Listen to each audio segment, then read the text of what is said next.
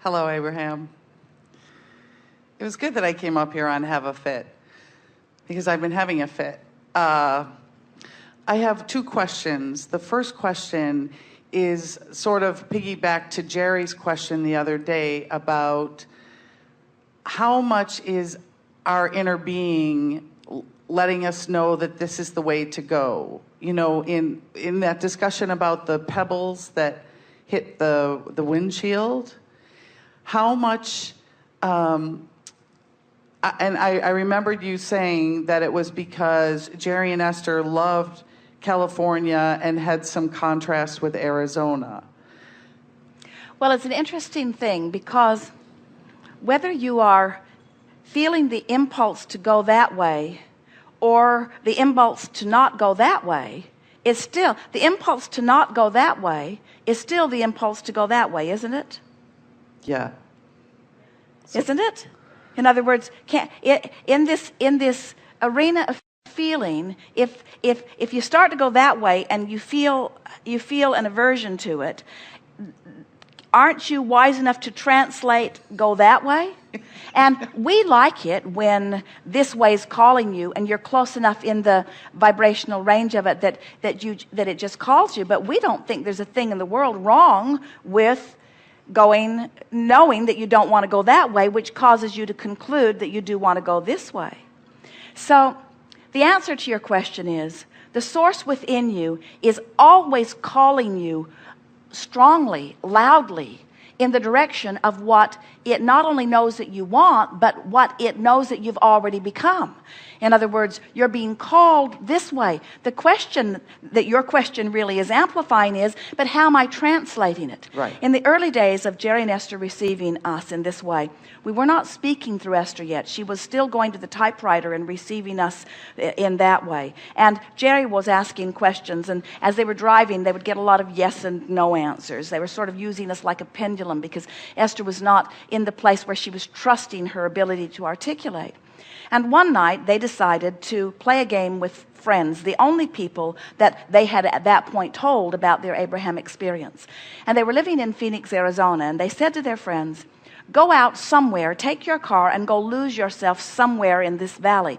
Now it's more than 50 miles east, west, and north and south. It's a very big valley. And they said, do you want us to go to Scottsdale, or do you want us to go to Mountain Shadows, or do you want us to go to Tempe or to Mesa or to Ahwatukee? Do you want us to go to Glendale? Do you want us to go to Phoenix? They said, anywhere. Go anywhere in this area. We're going to get Abraham to come and find you.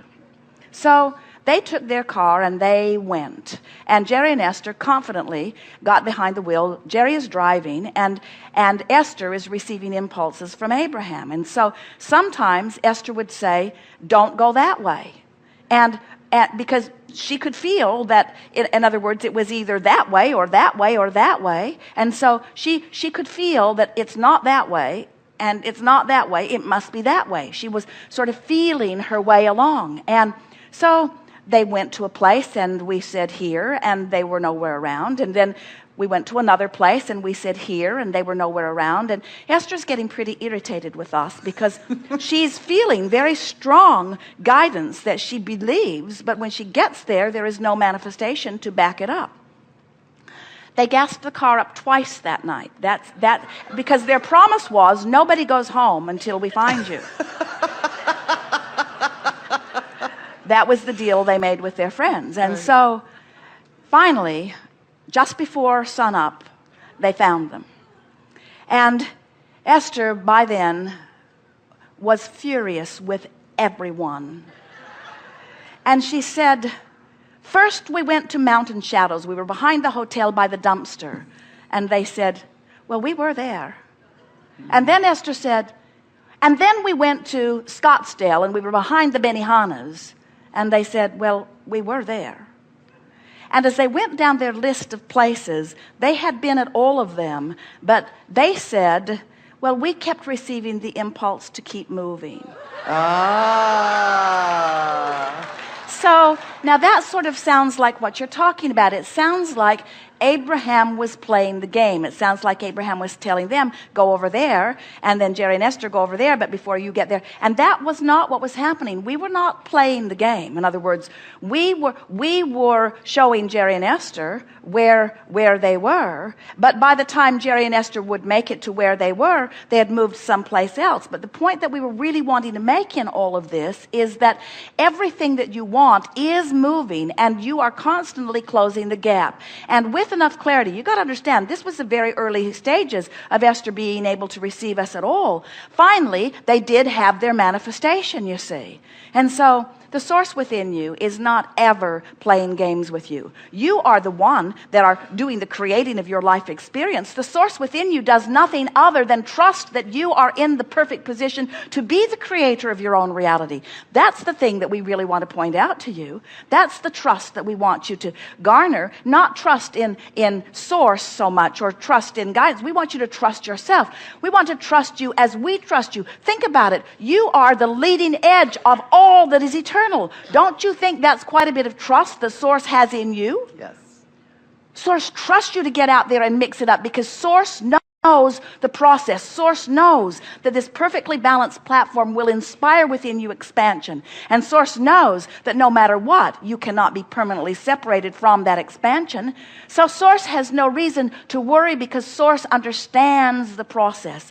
And that's what we're trying to, in a way, convince you of. We want you all to start relaxing in your eternalness. We want you to start feeling better. The fact that you exist here means that you are leading edge. It means that you've come with great reason. It's time for you to lighten up and love yourself and live in the moment more and enjoy the moment and be proud of who you are, proud even of the fit you're throwing, because the fit you're throwing is part of the process of going through the data and extending the desire.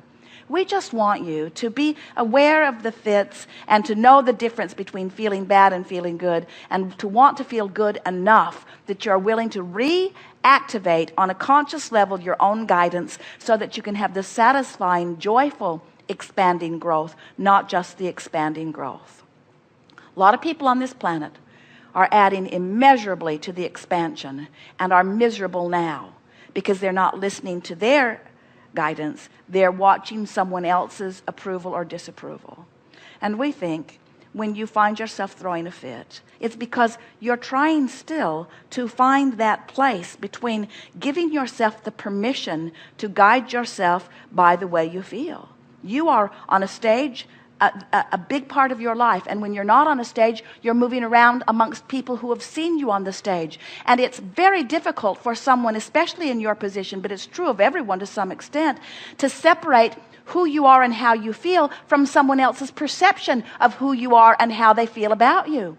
That's not an easy thing. It's easy if you are off on an island by yourself. It's easy if you are an introvert or if you work in a small office. It's easy if you don't get out much. It's easy if you surround yourself with people who think just like you do. But to be out in the open with so many people forming their personal opinions of you who don't know necessarily what you know, you really have to get to the place fast of not giving a rip what they think. But how can you not give a rip about what they think when their response to you is important to what you are about? So this is the fit that you're throwing. You're in this process of reconciling. And so we would say, get out there and entertain yourself. Let your audience be the source within you, because when you hit timing, the source within you enjoys it beyond description. Let yourself surprise yourself. Do new routines right in front of everybody and surprise yourself while you are doing them. In other words, you have to, no matter how much of a public figure you are, you have to reach the place where you really, really, really, really, really don't give a rip what they think about you. So now, suddenly, your audience takes on a different format, and we think you've been there a lot and often are mostly there, but you're wanting to uplift them. That's the distinction you're wanting to make. You don't want to care what they think about you. Right. You want to care about how they feel in the moment. Right. So as you uplift them, as you inspire them, as you make them laugh, there isn't anything that aligns people more than finding something that's been bothering them that they can now laugh about. Those are gap closing experiences, you see. May I ask a continuation of this question?